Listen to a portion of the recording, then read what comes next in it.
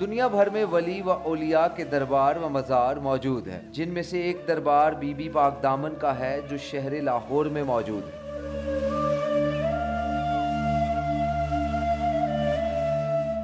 جس میں be be اور ان کے ہمراہ 5 بیویوں کی قبریں بھی موجود ہیں۔ سالانہ لاکھوں زائرین یہاں سلام و زیارت کرنے آتے ہیں۔ بوجہ شجرہ بی بی رقیہ ہر فقہ میں ان کی عظمت کو مانا جاتا ہے۔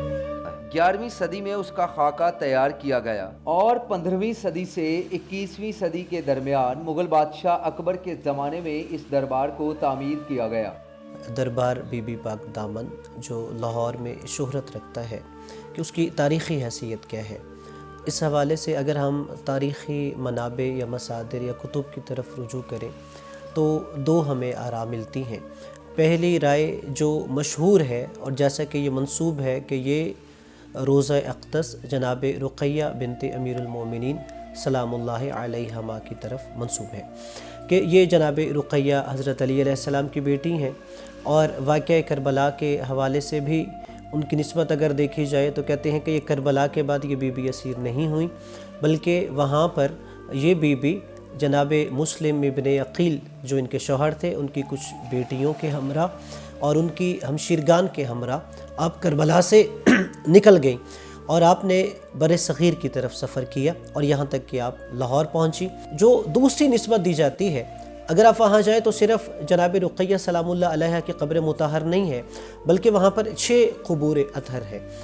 اب ان کے اوپر جو نام لکھے گئے ہیں، لوگ کہتے ہیں کہ یہاں پر ہمیں اشکال ہے، یعنی بعض محققین وہ کہتے ہیں کہ یہ حضرت علی علیہ السلام کی بیٹی نہیں ہے یہ سیدزادی صاحب کرامت بی بی، لیکن ایک سیدزادہ سید احمد توختہ جو ایران کے شہر کرمان سے ہجرت کر کے لاہور آئے تھے کہ یہ ان کی بیٹی ہیں۔ بی بی پاک دامن کا دربار شروع سے ہی ایک خوبصورتی کا شاہکار ہے، مگر اس کی خوبصورتی میں مزید اضافے کے لیے اس میں تعمیراتی کام جاری ہے، جس سے نہ صرف اس کی خوبصورتی میں اضافہ ہوگا بلکہ زائرین کے لیے مزید آسانیاں ہوں گی۔ مردوں کا راستہ الگ ہونا چاہیے، خواتین کا الگ ہونا چاہیے تاکہ آزادی سے وہ عبادت کر سکے۔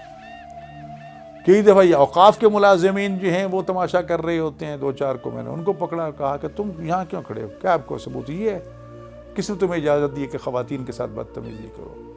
تو اس قسم کی بدمزگی وہاں چلتی رہی۔ لہٰذا ان حالات کی روشنی میں ہم نے حکومت سے مطالبہ کیا کہ کیونکہ دربار کی زمین موجود ہے لہٰذا اس کو وسیع کیا جائے۔ اس پہ توجہ ہوئی، اور حکمران طبقہ میں بھی کچھ لوگ تھے کہ جو بی بی سے بڑی محبت اور عقیدت رکھتے تھے، تو لہٰذا اس کی زمین جو ہے وہ سامنے آئی، قبرستان تھا، کچھ زمینیں آزاد تھیں، تو جو پروجیکٹ بنایا گیا اس کے لیے مختلف نقشے جات بنایا گیا۔ تو ایک نقشہ جو ہے وہ سید حسن رضا زیدی صاحب ہے انہوں نے ڈیزائن کیا۔ اس میں انہوں نے امام رضا علیہ السلام کی مشہد مقدس کی شباہت بھی پیدا کی، اور جناب زینب سلام اللہ علیہ کہ شام کے روزے کی بھی اس میں کچھ یعنی ایسی جھلک پیدا کی کہ دیکھنے والا جو ہے وہ کربلا اور شام پہنچ جائے۔ اور وہ پہلا جو فیز تھا وہ تقریباً 37 کنال پہ تھا۔ یہ جس بازار میں موجود ہے اس بازار کو بھی روایتی طور پر ایک خاص اہمیت حاصل ہے۔ جو ہی کوئی زائر اس بازار میں داخل ہوتا ہے تو اس بازار کا ایک خاص ماحول دیکھ کر یہ احساس ہو جاتا ہے کہ دربار کے احاطے میں داخل ہو چکا ہے۔ بازار میں تبرکات کی دکانیں، مٹھائی کی دکانیں اور دیگر زیارتی سامان کی دکانیں موجود ہیں جو کہ سالوں سے یہاں موجود ہیں۔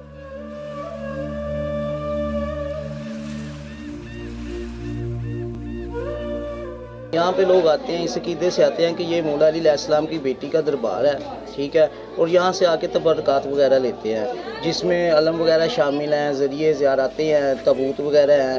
غازی عباس علمدار کا نسبت سے وہ علم وغیرہ لیتے ہیں، ٹھیک ہے، جیسے کہ پنجہ ہو گیا، علم ہو گیا کپڑے والا، یہ غازی شہنشاہ کی نسبت سے لیا جاتا ہے۔ اس کے علاوہ اس میں آ جاتا ہے مشکیزہ وغیرہ آ جاتا ہے، بی بی سکینہ کی نسبت سے لیا جاتا ہے۔ زائرین آتے ہیں کافی دور سے، پوری دنیا سے آتے ہیں یہاں پہ، تو اپنی ماشاءاللہ پاک بی بی کا دربار ہے اور وہ آ کے اپنی منتیں مرادیں مانگتے ہیں، ان کے وسیلے سے اللہ تعالیٰ کی ذات سے مانگتے ہیں، اللہ تعالیٰ کی ذات ان کی تمام دعائیں قبول کرتی ہے۔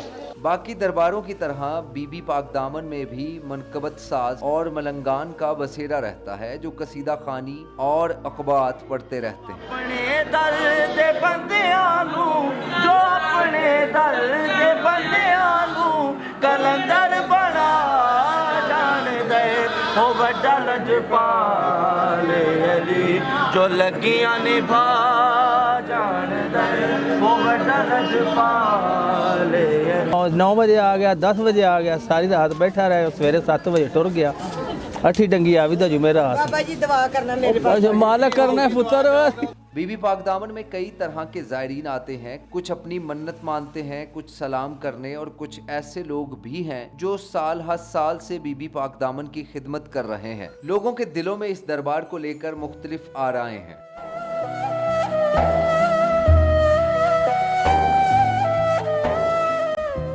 जो भी वो यहाँ पे ख्वाहिश लेके आते हैं, जो अपना मकसद होता है, उनका जो टारगेट होता है वो लेके आते हैं, वो अल्हम्दुलिल्लाह वो भी बताते हैं कि हम यहाँ पे आके आए थे और हमने सलाम किया था और उसके बाद हमारी ये ख्वाहिश पूरी हुई है और अल्हम्दुलिल्लाह हम भी आए हैं, जो अपनी मुरादें लेके आए हैं इंशाल्लाह अल्लाह पाक ने चाहा तो ज़रूर पूरी होगी।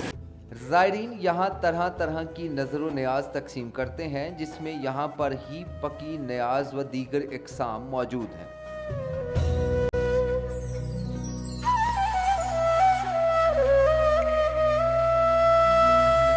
के घर औलाद नहीं होती, ये पत्ते 5 पत्ते ले जाता है, अल्लाह ताला उनको औलाद से नवाज देता है। ये सारी चीज़ें जो ना अल्लाह ताला ने ये हमारे लिए ये दर बहुत बड़ा दर है। ये मुझे तो बड़ा यकीन है, मैंने खुद मैं छोटे होते सलाम करने यहाँ पर आता था पाक बीबी के रोज़े पर, तो मेरी ख्वाहिश थी कि मैं यहाँ पर कोई खिदमत कर सकूँ, यहाँ पर रूहानी सुकून मिलता है। बीबी पाक दामन में साल हर साल से मजालिस और दीगर मजहबी तहवारों का इनेकाद किया जाता है, जिसमें मतवलियान और इलाका मकीन मिलकर इंतज़ामी फ़राइज़ सर अंजाम देते हैं। फ़राइज़ अंजाम देने में मुख्तलिफ तबक़ात के लोग मिलकर काम करते हैं। इनमें ना तो कोई इख्तलाफ है न तकरार। पूरे पंजाब से लोग मुझसे भर भर के ज़ायरीन आते हैं, हज़ारों की तादाद में। अगर उन्हें हाज़िरी का शर्फ हासिल ना हो तो क्या होगा।